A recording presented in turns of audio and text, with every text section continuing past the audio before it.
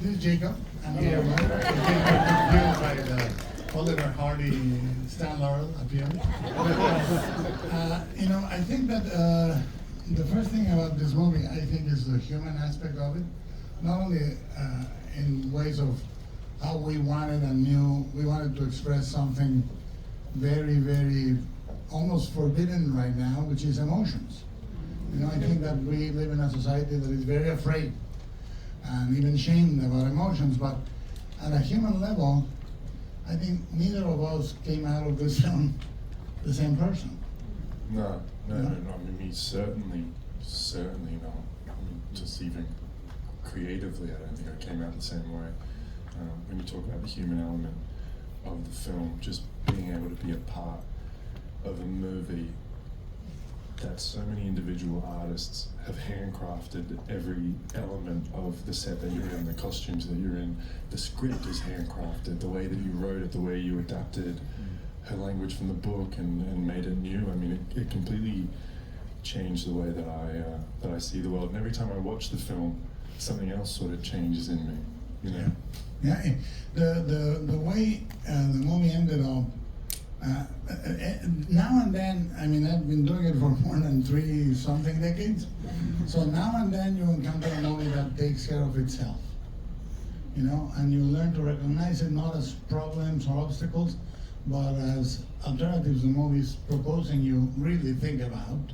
This movie was like that, and ultimately the blessing is, this happens in most of my movies, but everybody was there for the right reasons. Yeah. Everybody was there to craft something handmade, a work of art that affected all of us.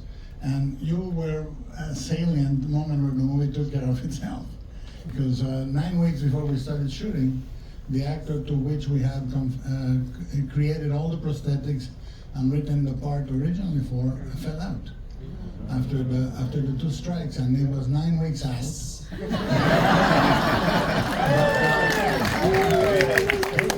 We felt pretty goddamn well.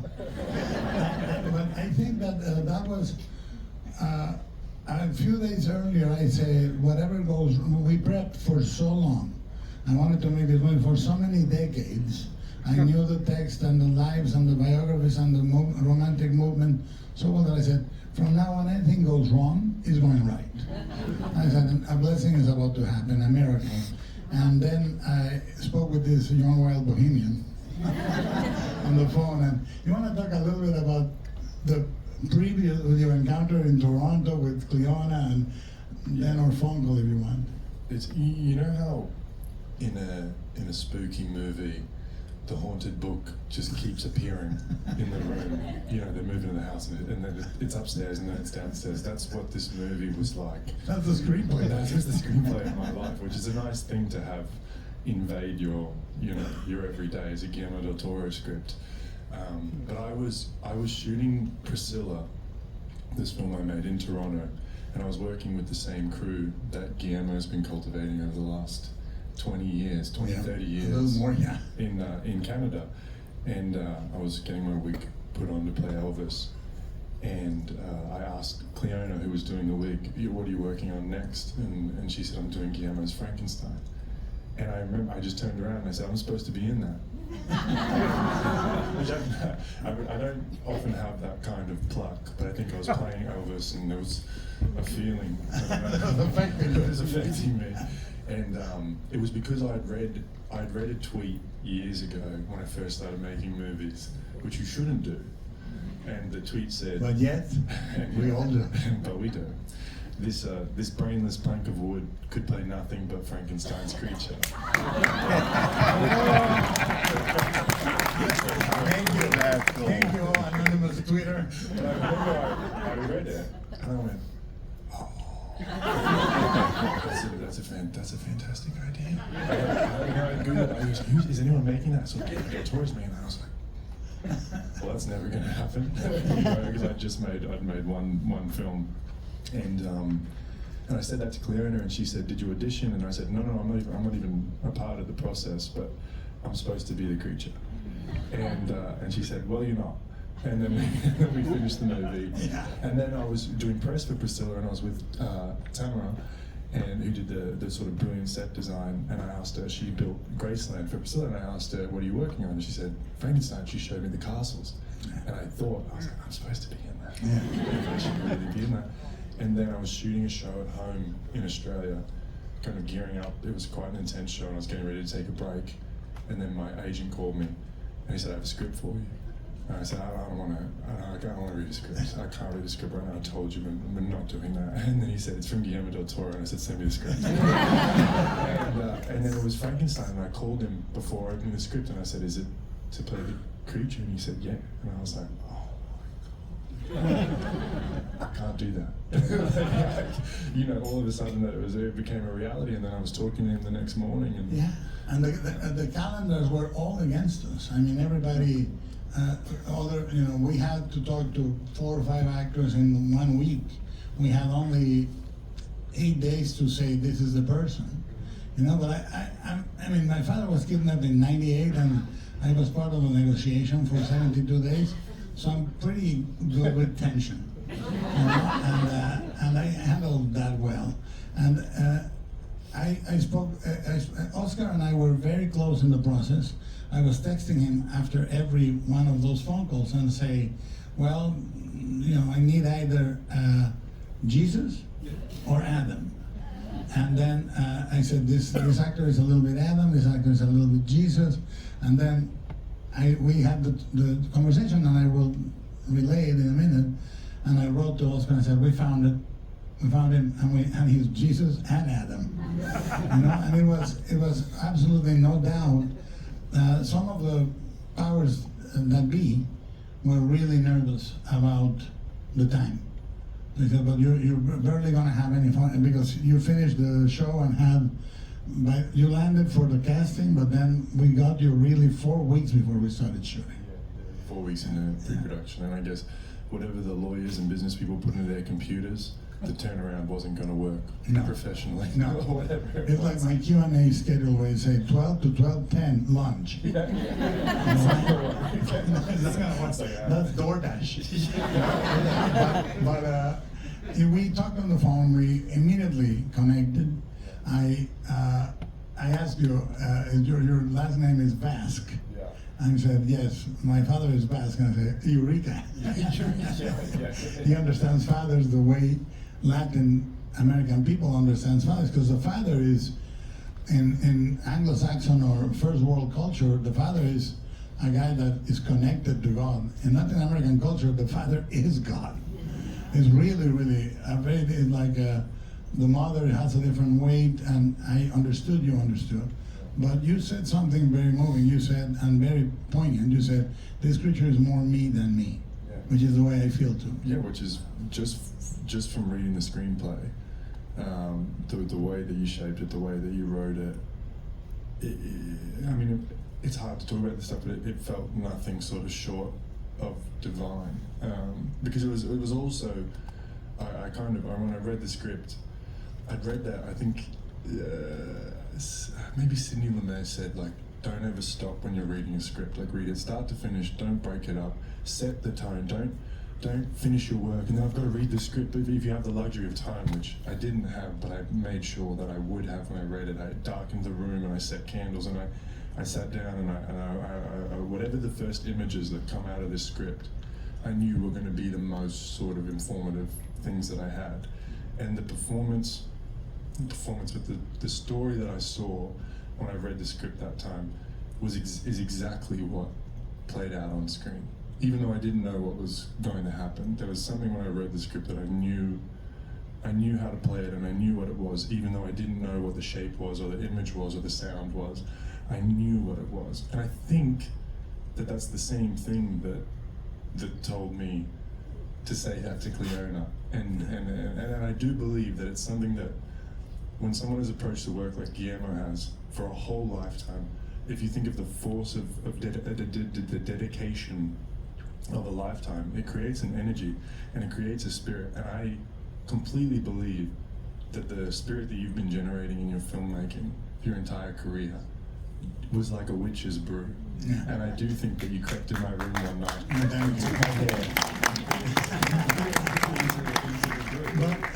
what is beautiful, there were two moments that we read exactly the same way, and I was hoping there would be what I call springs for the audience, right? One was, my creator has told his story, now I will tell you mine, which I thought can re-energize the audience, saying, oh, this I have not seen. Yeah.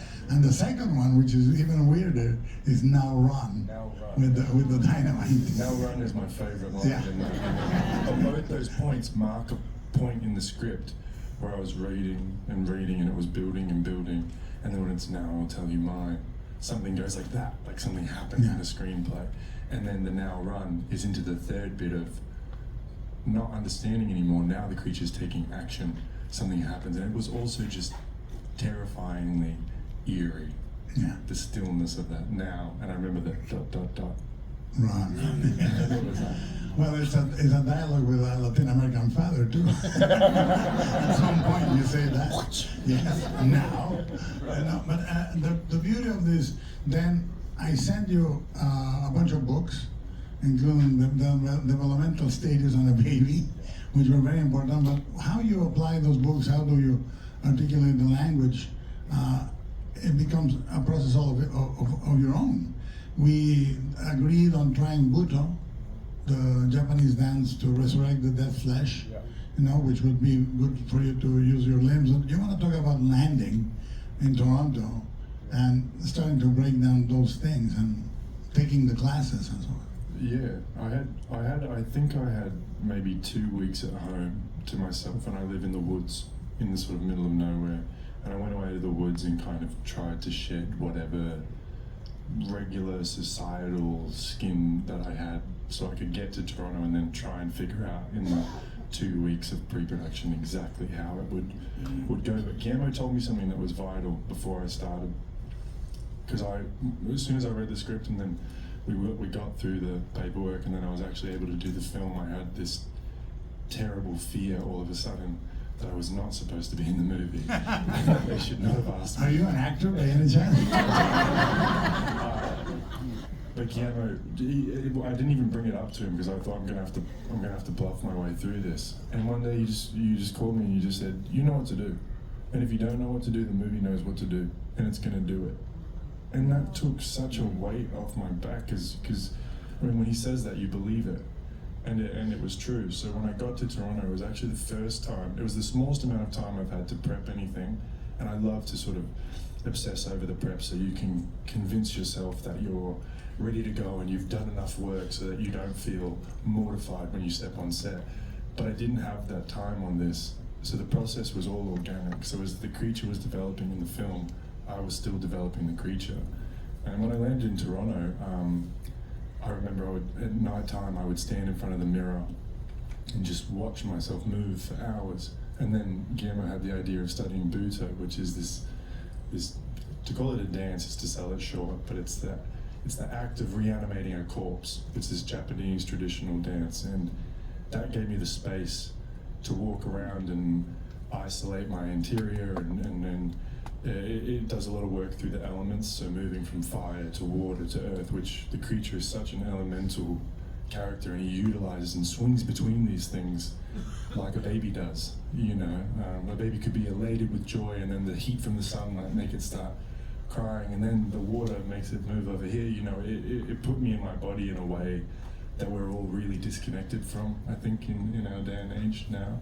But then also being able to walk into Kate Hawley's costume shop and feel the weight of bears on my shoulder, and to stand there as they all put the costume on me and I get swallowed by the costume. I remember there's a piece actually in the documentary that was made of the film. I'm not sure if anyone's seen it, but it's a spectacular thing. And I was watching myself this is in the dressing room, and I'd forgotten this, but there's a short clip and I'm watching my hand go like this, and I was using stuff from Buto in the morning and then applying it in the costume, so I got to be a part of this patchwork process. It wasn't just me isolated in a room at home thinking about what a great job I could do. Guillermo had created like a playground of creativity in which I could put it together, But also, to me, the trust is immediate with an actor. The essence is there, and the pain of not being seen was immediately recognizable, but the capacity for rage also, because everybody talks about the gentle side of the creature, but it should be able to transit into full rage, and I find that equally compelling in the performance, and how you go from one to the other, and it looks like you've always been angry or you've always been gentle. In those days, you land on no decisions, which for an actor is very hard to do.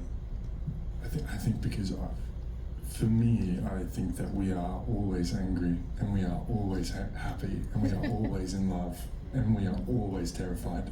So these things in me exist as one sort of state of emotion. Extreme excitement is the same as extreme sadness.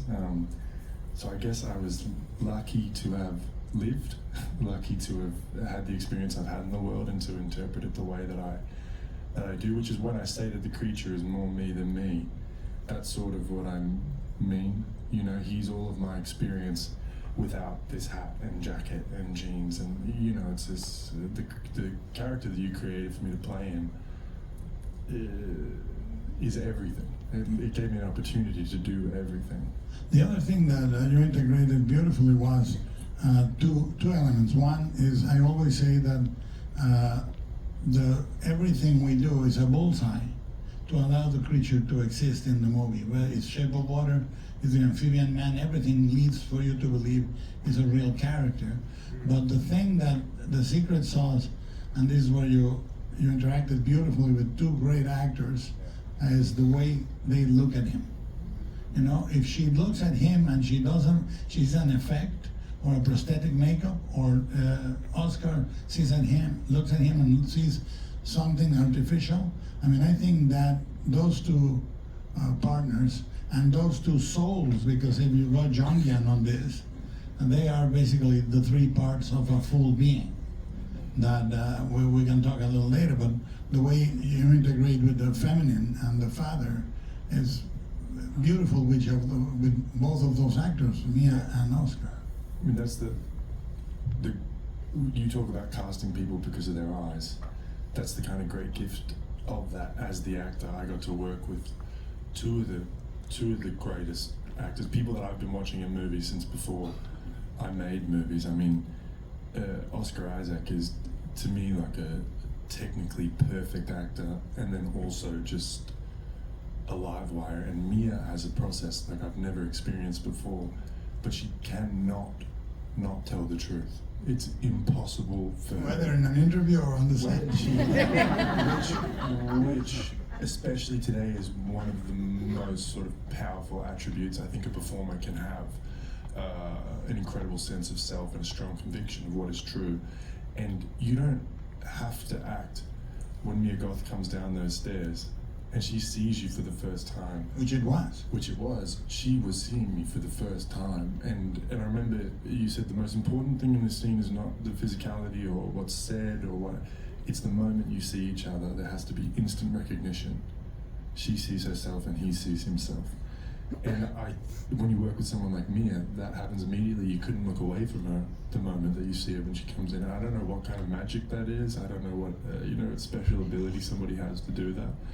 And then Oscar, we didn't even. Well, the cool thing is none of us rehearsed. Everything happened between action and cut on the set with very little direction.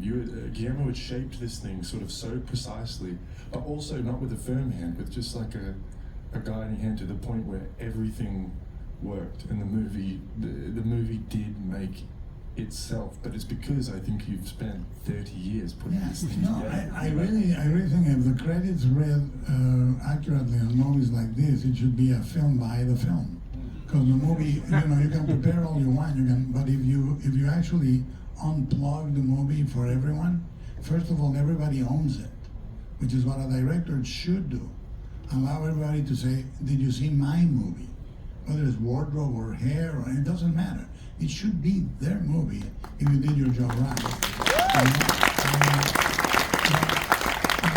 What I think is immediately apparent when you're working, if you create, some directors are guests, some directors are hosts. I'm a host. So if I cook like my mother used to say, I slaved in the kitchen all day. Well, I sit down and have a good meal, and I think the actors should feel like that's what is going to happen. And when you connected with Mia, it was a gesture. We had not yet shot the removal of the glove because Victor was going to remove his glove, but there was no subtext. We didn't say, well, this is.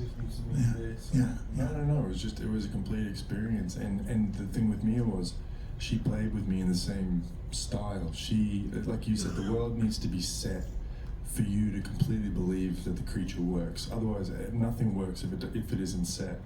And she let me. I remember grabbing a glove and realizing that my fingers wouldn't work when I grabbed it, so they would need. It just sort of in the moment of acting with her, and the way she gave me her hand, the patience that she had to sort of endure me fumbling with it, and the space that she came into with me was. I've never really experienced anything like that before, but she would do all these little subtle things too. Like I'd come home from work and she would know how long I'd been in makeup, and there'd be a pizza at my door. And at first I thought it was a stalker. Well, never a pizza. There was a diet manual. No, but I remember the first pizza, I was like, oh my God, like someone's sending me pizza. This is game over, I'm good found. But then Mia, you would be like, did you get the pizza and it had the honey on it, like you like? And I was like, and I just said that in passing. I was like, I'd love some pizza with honey or something. And she would catch all these tiny things. And you never hear about somebody method kind acting. And that to me is a testament to the power of method is always edgy or method. You have to be flimsy. punching your co-star or yourself or like slicing your nose off or something. So, but method kindness, you know, that's a real thing, and that's me again. Now, the other aspect of the creature, which is the most remarkable for me, is double-sided. One is the speech. I think when an actor nails the voice, that actor nails the character. And that was on the screenplay level. We knew that you were going to have to we needed to show the audience that he spoke, bring him to me, which was more like a roar. Then 3 words for another 40 minutes, 30 minutes. Victor, Elizabeth, and friend. And I want to say the day you shot the first scene ever was the most verbal of them, so it was the most complete. We shot the forgiveness scene first day. You want to talk a little about that? Great. Well, it was. The good thing about this movie was every scene. This is all SAG, right? Yeah. Okay. So you know when there's a scene that you're like, it's the scene, and it's a crying scene or it's a big scene with lots of talking, and you're sitting the whole schedule, and you're like, oh my God, I'm gonna have to. You can't sleep because it's coming, and you're playing it over in your head. This was that scene, and Guillermo told me the day before. He's like, we're gonna shoot that scene tomorrow. I was like, okay. I hadn't landed on a voice. I'd only done the voice to myself quietly under my breath. I didn't even know it for myself. But shooting it in that way defined what the whole shooting experience would be. By being thrown in like that, it showed me that there's no amount of prep that you can do. It's all in you, and it's ready to go. And at some point, you do just have to step out onto the stage and do the thing. And I had an idea for the voice, and I think we'd watched some things. And I sent you a few things, and then gravel with we talked about gravel and where to land the voice. And then there was this sort of Tibetan throat chanting that I was doing, where you can move it. You can move your voice around in your diaphragm, and you can add gravel to it whilst keeping it resonant and all those kinds of things. But then we got to set, and I put the teeth in, and I spoke, and all of a sudden the voice just came out, and it had levels and it had strength behind it, and then it became melodic because it's when he's telling him, you know, you will come and go, and things will fade, and the rhythm worked, and then we didn't say anything really, or. Well, the great thing, I mean, I remember, and this is Steven Spielberg told me when he read it, he said the only thing I would say is that about the speech of the creature, make sure that it's rhythmically, at the end, it's rhythmically in little bits, so that you understand how he forms from reading the books. And the rhythms were delivered perfectly, because also it was the first time you and Oscar made basically contact. Yeah. Yeah. Yeah. Well, I mean, he learns to speak through verse and Yeah, poetry, yeah. and so there is an. I remember I was reading a lot of Ted Hughes while we were making the film, and T.S. Eliot, and I remember trying to find there was a rhythm to the speech, and Oscar also had. He found the pentameter. He had a pentameter in there as well, and so it kind of, there wasn't music. There was a point when we were filming where you said, like, these words, you know the words don't matter. It needs to be, we need to get through this scene like this, and then that pace was yeah. Well, when you say those lines, which are beautiful, important, when you don't deliver them beautifully or importantly, they are better. You know, and it all came together when he grabbed your hand. Yeah. So I'm always next to the camera. I'm not in a video village. I have a little monitor right next to the camera, and I saw that. This was from Oscar, and this is Yeah. a testament to sort of Oscar's willingness as a performer. I had walked past him because Guillermo had set this kind of stage that I could walk in and out of because the camera was going to cut into the story and move. And I walked in front of Oscar at one point, and we'd not had contact. This was the first time he had spoken to his father. And I walked past and I did this. I remember shooting my pinky out, and his hand shot up and grabbed my hand. And it was the first time we'd, like, as human beings, had touched each other. Really, like, we met each other in the hall and said, "Hey man, nice to meet you," whatever, you know. And that was the first time. And in that gesture from him, there was this look, and it was right before he pulls the creature down and they have the conversation. But it was Oscar saying, like, "You got it, Yeah. like, you got it. We're here, like, we're doing this thing," you know. And then Guillermo saw it, and then you can tell the rest. I said, we're going to shoot a close-up of it, and then I said, we'll come back tomorrow, shoot a close-up of the hand, and that's it. Yeah, because the last thing you want to hear after you've shot the big scene, and I felt like it had worked, and we'd finished the day, and I was like, it's done. Like, I'm liberated, I'm free, I've been forgiven. You know? And then he goes, "We're just going to get a pick up tomorrow of the hand." And I'm like, "What?"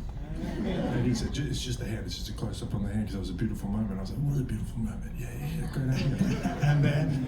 and then Oscar came to me and said, "I think I can do it a different way." And I said, "What?" And he said, "I want to play it like my father, talking to me, not me talking to a son." And I said, "Well, we'll look in the morning." Because I'm not sure. I said, "Yeah, but you're an actor. You shouldn't be sure. You should be dubious of everything is fine. We got it." I slept that night, and then the next morning they come in, and I said, "We're shooting it again." And we shot it Oscar's side, and Jacob learned it. I'm going to come in on this. Yeah. Guillermo is very specific in everything that he does. Everything, as you can see in the film, is incredibly detailed. This was the first time he had been unspecific with me, and it was the beginning of the shoot. He was like, "We're just going to come in, it's just a close-up." I said, "The hand?" And he said, yeah, just the hand, so you're good, don't worry." And I was like, and it was the first time I spoke. So, the day before, so I thought I'd ruined everything. I thought I fucked the movie. And I thought I was gonna have one more chance to reshoot this scene, otherwise I was gonna be recast, because none of them told me that it was Oscar wanted to try something else. And so I was sitting through this scene, and the camera was here, and I was like, looking over here, and like, and the camera started creeping, and I looked at Guillermo like, "Get off my face." But anyway, it ended up being Oscar was right. You know, that's the scene, that's the take that is in the movie. Wow. So, yeah. Now, the other thing that for me is how you track.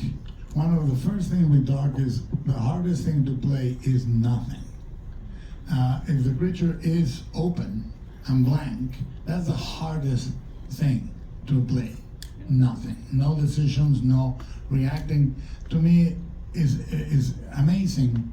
The way it was constructed was in the script, and the way you played it is the creature starts his first steps into the puddle of water, and the cell, the chains, like a baby, and it's the end of Oscar's quest. Meaning, one's starting, the other one is ending. He created what he wanted for years, so it's postpartum depression city. And for the other one is the beginning of life. The whole world, The whole contrast, and you played it so good, because when the chain was offered to you and you went like this, like an excited baby with a rattler, it was so beautiful. Yeah, well, you had given me the baby development book, and then I started watching a lot of babies. I would text people, can you send me a video? Which the police was called several times. No, but I would text friends and be like, can you send me a video of your baby eating breakfast this morning? And I spend a lot of time with my dog as well. And she's quite similar to a baby in a lot of ways. And to a creature in a lot of ways, because she's, in so many ways, she's pre-conscious and she's, you know, so I sort of watch these things. And then I guess just, there was no, when you're trying to play nothing, there's nothing conscious that you can do, because it's like reaching nirvana. Once you understand that you've made it to nirvana, you're no longer in nirvana. So you can't, that's this endless quest towards something. So nothingness is this, it is an endless thing to try and achieve. So I tried to open myself up to the world in a way where I noticed everything, I guess. Like the idea of being, like Stanislavski talks about that curiosity and going in public and watching things and watching leaves fall from trees and watching the seasons change. I kind of opened up to all those things, which then gave me the ability to, when I got to set, to be nothing. You just have to play. Like it really was responding to the environment. Like as you Guillermo would stay on set the whole time, over breaks, lunch breaks, whatever, and I would do the same thing. And when I would step into that cellar set, I would be in there as the creature, so everything, the gravel under my feet would feel the way it would feel. He would notice that, you know, the water running, you would hear that. So for me, it was just about fully being in the space, I suppose. It's really difficult to talk about nothingness, you know. But I hope I achieved that, I don't know. But no, you did. And the way, one of my favorite moments is when the creature finally is outside and gets up and looks at the sky and there's no roof. There's nothing, and then the way you react to the, and I will speak about this moment because the way it's scripted is the fall is like Paradise Lost. He's birthed out of a canal into the world, and he lands and he goes to a tree and eats of a fruit, a red fruit, and he starts gaining the pain of knowledge. You know, and with knowledge comes pain, and with pain comes questions, and with questions comes answers, and finally grace at the end of the film. But the way you mapped it, there's one reaction you did all on your own, that when you feed the deer and the deer gets the fruit and you go, and you look away. yeah. And that, I mean, the way you mapped the creature, it was all the mapping. Yes. That's a good answer. Yeah, I worked really hard. I say this a lot and it can start to sound really dicky, but I love movies so much. And so when you have the opportunity in a screenplay like this, that you would clearly put the character into these three parts, and you get the ability to actors talk about arc all the time, but a real arc, a real character arc, a real human life, the original human life, to be able to play that, as actors, you know, like that's what your focus is built for. That kind of character and role is what you train for. That's what you make movies for. So for me, I felt like I've been training to play this part since I was 14. So there was no way I was going to get on a Guillermo del Toro set and not do it the way it's supposed to be done, you know. But the first meeting we had with Mia, I said we can't, and I said the same to Oscar. I said we cannot get through this if we play the part of the visionary director and the actor. Can we please trust each other being fallible, fucked up human beings, you know, and play it from there, as opposed to me having all the answers and you having all the questions. If we can come in, and I'm Guillermo and you're Jacob, and we're trying our best to make something that moves people. If we come to that, then there will be reality to the movie. And I want to say, you're Australian, so you don't take praise very well. He said that with Oscars in his pockets. Yeah. We're just people here, guys. But you're not going to avoid praise. I'm going to say there are many remarkable things in this movie that you did. One, which is the most difficult thing I've ever seen an actor do, is he has one eye after the dynamite, one eye exposed, that's it, not two eyes. And you get absolutely the feeling of the creature going, I'm still alive. And the pain he feels is so, if you see it again, it's on Netflix. You see it again. Still, and in theaters still. Don't tell anyone. But that is a remarkable moment. And the final one, which is extremely difficult because the movie is built as a circle. Sun rising on the back of the captain, incapable of seeing it. Sun rising in front of a creature, finally receiving the grace of the immutable. And the way we went at it, thinking, well, this is the moment, and you bow your head, and it's so beautiful. And it was not instructed, you just felt it. I know those moments, and I remember shooting those moments, and I think we had entered such a kind of, I don't like this term, but a flow state, that his pain was my pain, and those moments were actually like real. That was one of the last things that I shot in Toronto, that when he bows his head and looks down and we're in the car park, and I was very aware of the fact that this was one of the last times I would stand there in the makeup in front of the camera and play him. So I was kind of grieving that loss, I think, at that point.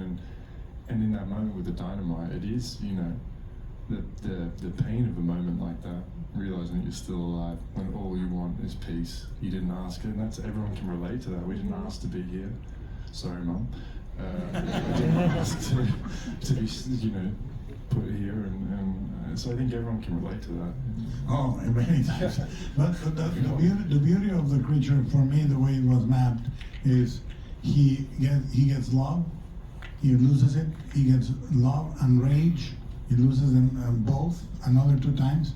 He decides he wants death, and he accepts life at the end. I mean, mapping that and communicating it to the audience is extraordinary.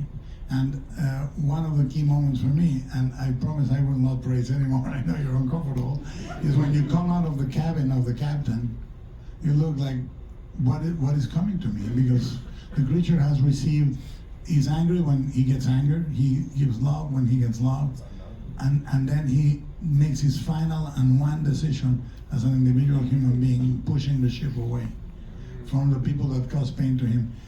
And that moment coming out of like a whipped animal is so beautiful. Yeah, because it's the moment you have been invited to the party and you've put your clothes on and you go to the party and you wonder, oh fuck, will they like me? Exactly that. But I remember each of those things that you just mentioned, and correct me if I'm wrong, we spoke quietly beforehand, and they were tender moments, all of them, and they were all 2 takes. I think, like, it was so clear, the setup of those shots and what those moments meant, and the way they feel in the film, with no score or anything. That's how they felt on the day. With no score. I could hear that music, even though Alexander hadn't composed it yet. You know, those moments, I knew what they were. You know, and that's because of the screenplay. I can't stress this enough. And I'm not trying to take away from a brilliant performance. But that screenplay caters. It's the making a banquet thing. I was catered to as a performer, and that is the greatest gift that you can get from a director and a screenwriter.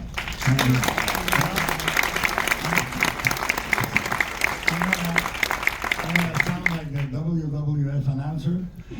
He may look like a Cary Grant, but he is Marlon Brando for me.